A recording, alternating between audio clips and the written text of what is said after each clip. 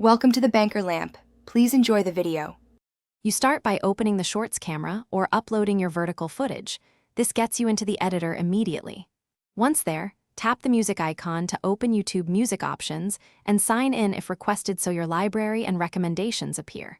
Search by song title, artist, or use filters for mood and duration to find a match quickly. Make sure to preview clips and note whether a track offers full or clipped use.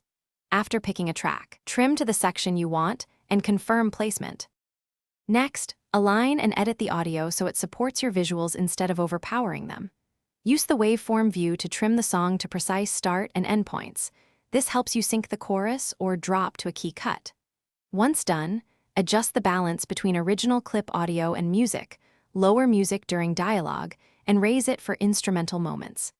Add brief fades at in and out points to avoid abrupt jumps. Then play the full short several times to confirm timing and emotional impact. To finish, do a final review of copyright and usage labels.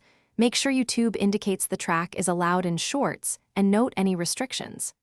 Export a preview and listen on phone and headphones to check loudness and clarity across devices. If everything looks good, add captions, metadata, and publish with an engaging title and relevant tags.